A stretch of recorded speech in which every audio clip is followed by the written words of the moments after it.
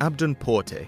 Football gives everything to some people, but sometimes it takes everything away. Abdon Porte was a Uruguayan star in the early 1900s, making over 200 appearances for Nacional, the side which in recent years has given us Diego Godin and Luis Suarez. A midfielder who could also play in defence, Porte won the league 4 times and picked up 19 trophies with the club, but by the time he was 25, he was struggling to keep hold of his place. Alfredo Zibecchi finally ousted the skipper from the lineup in 1918, and Porte was devastated, but an injury to his rival saw him get a chance to win his spot back. Porte put in an exceptional performance as Nacional beat Charle FC 3-1, and afterwards the whole team went out for drinks to celebrate. The captain left in the early hours, and his body was found the next morning at the club stadium. He had walked out to the middle of the pitch and shot himself, leaving a note asking Nacional's president to take care of his mother. He couldn't face being dropped again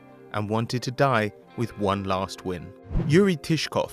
As a player, Yuri Tishkov turned out for Torpedo and Dynamo Moscow, with Alex Ferguson once claiming an interest in the striker. However, his career was cut short when he clashed with Sergei Bodak in a Russian Cup game in 1993, leaving him with multiple fractures to his leg. The foul was so brutal that Bodak was given a lifetime ban. By the time he was 28, Tishkov was retired but stayed in the game, working as a TV commentator and as an agent. His clients included a young Andrei Arshavin and Alexander Kerzhakov, but in Russia at the time the business was tough, with friends, family and coaches out for a cut of players' earnings. In 2003, at just 31, Tishkov was found stabbed to death close to his Moscow home. He had more than 30 knife wounds and, strangely, hadn't been robbed, with the murderers leaving his briefcase which contained a large sum of money. It's thought he was killed over a contract dispute, but a decade and a half on, the crime remains unsolved. Andres Escobar. In 1994, the Colombia team was a powerhouse. With stars like Asprilla and Valderrama, many pundits, including Pele, tipped the Cafeteros to take home the World Cup that year. And Andres Escobar was the team's defensive star, a centre-back whose elegance and fair play earned him the name the gentleman of football. Colombia's hopes would unravel in heartbreaking fashion. A loss to Romania was followed by defeat at the hands of the USA, with Escobar turning a cross into his own goal. The nation finished bottom of their group and were home just 8 days after the tournament began. Escobar was to face a higher price. After spending an evening in a bar on his return to Medellin, he was shot 6 times in the parking lot, with the killer apparently shouting "Gol." It's thought that the hitman was in the pay of a cartel boss who had lost a fortune betting on Colombia. Robert Mensah.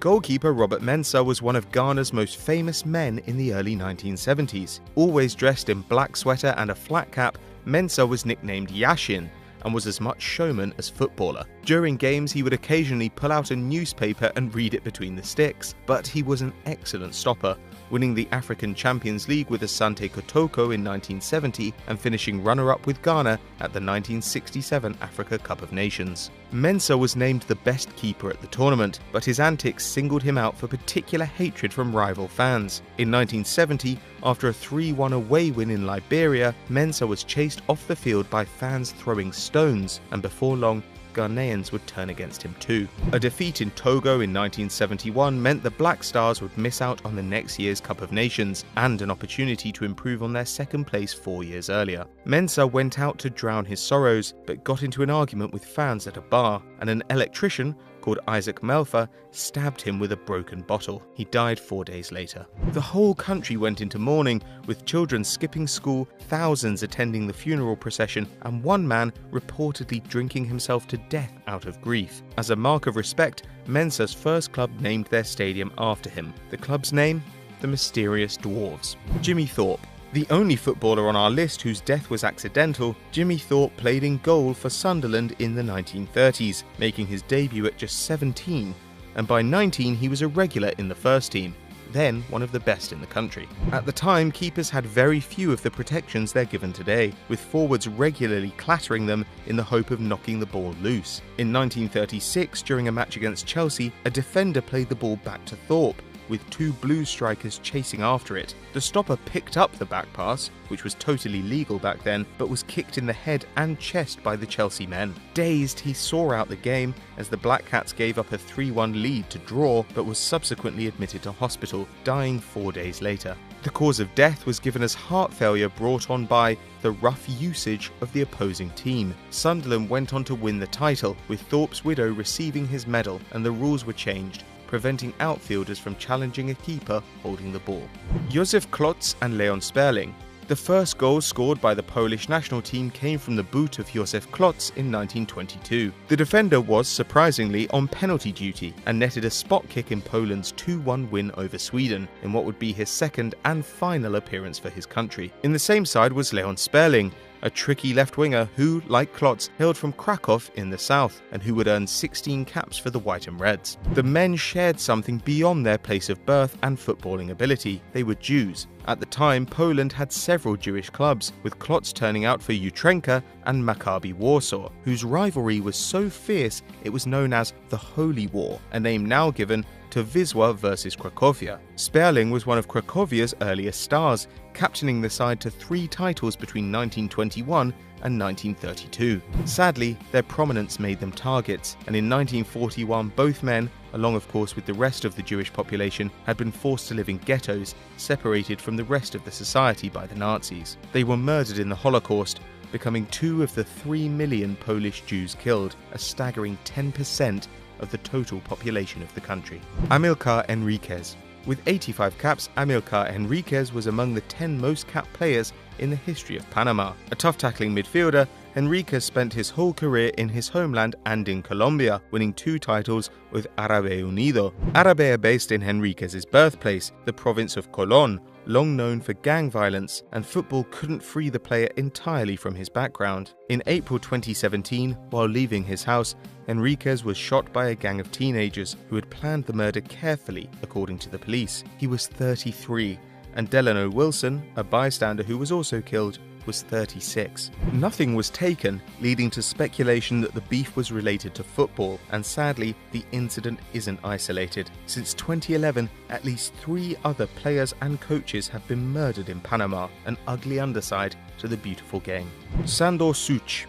A 3-time title winner with Újpest in the 1940s, Hungarian defender Sandor Such played for the mighty Magyars alongside legends like Hideg Kuti and Ferenc Puskás. This golden team was the best in the world, and when the Soviet Union installed a puppet government in Hungary after the Second World War, they knew that keeping the best players in the country would help their cause. At the same time, Such had started an affair with the wife of a prominent Újpest fan, and even threats from the AVH, the secret police, couldn't persuade him to end the relationship. The couple resolved to flee to Italy, where Torino had offered Such a lucrative contract, but they were caught at the border with a smuggler who had offered to help them, turning out to be an agent of the AVH. Despite pleas from his teammates, Such was sentenced to death by hanging. The Communist Party used his execution to intimidate stars like Puskás and Kocsis into remaining in Hungary, and it was another 38 years before the player's family even found out where he was buried.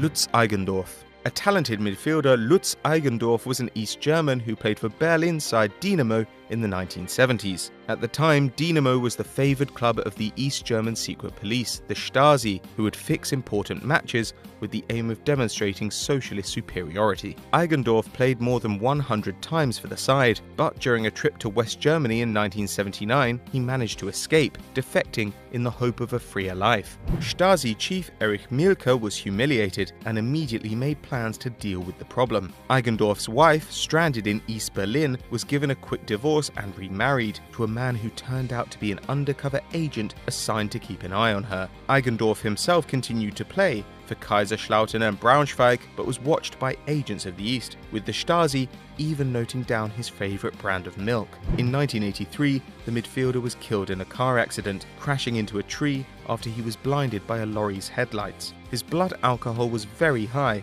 though friends who had spent the evening with him claimed he had not been drinking. However, it wasn't confirmed that Eigendorf was murdered until 17 years later, when Stasi files were uncovered, revealing that his death had been engineered by Mielke. He was just 26 when